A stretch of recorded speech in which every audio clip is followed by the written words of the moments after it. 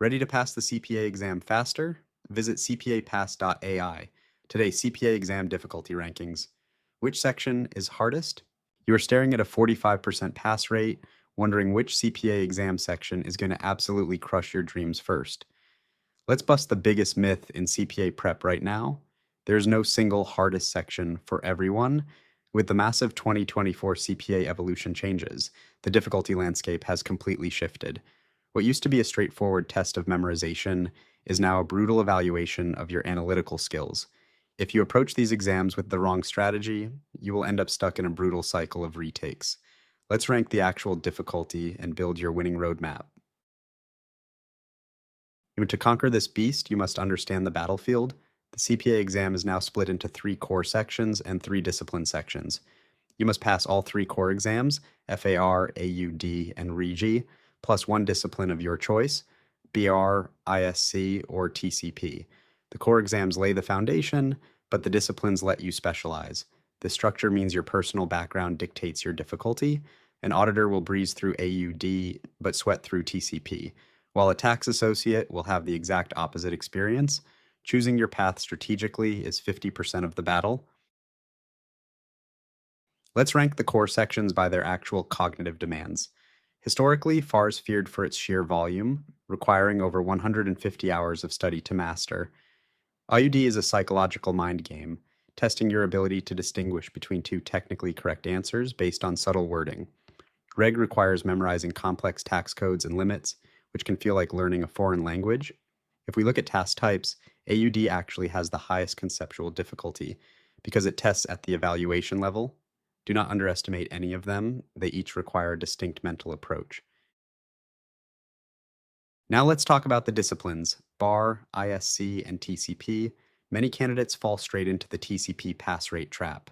They see TCP's high pass rates, hovering around 80%, and assume it is an easy A. But that high pass rate is a statistical illusion. Only tax professionals who already understand advanced compliance are taking it. If you lack a tax background, TCP will feel like a mountain. Meanwhile, BAR is heavily quantitative and ISC is highly conceptual. Choose your discipline based on your actual career path, not on misleading surface-level statistics. So, which section do you actually take first? You have 2 distinct strategic options here. First, there is the path of least resistance. Start with your strongest subject to build early momentum and secure a quick win. Second, there's the path to growth. Tackle FAR first to get the heaviest, most content-dense section out of the way while your mind is completely fresh. If you have no accounting experience, starting with FAIR is highly recommended because its financial accounting concepts serve as the foundational building blocks for every other section on the exam.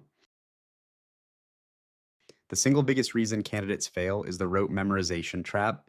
They spend 80 hours reading a 1,000-page textbook, highlighting sentences, and watching passive video lectures. This is a recipe for disaster. The CPA exam does not test if you can memorize a definition. It tests if you can apply a rule to a complex, multi-layered simulation. You must shift to an active, problem-first learning style. Start practicing questions on day 1, even before you feel ready. Learning from your mistakes is 10 times faster than trying to memorize a textbook cover to cover. Once you pass your first section, you trigger the 18-month clock trap. This is where the real psychological pressure begins. If you do not pass the remaining 3 sections within this rolling window, your first credit expires and you are back to square one. To avoid this nightmare, you need a strict, time-boxed study plan. Limit your study window to 8 to 10 weeks per section. If you drag a section out over 4 months, you will forget what you learned in week 1. Keep your momentum high, stay disciplined, and run through the finish line. To guarantee a pass, adopt a high-intensity study routine.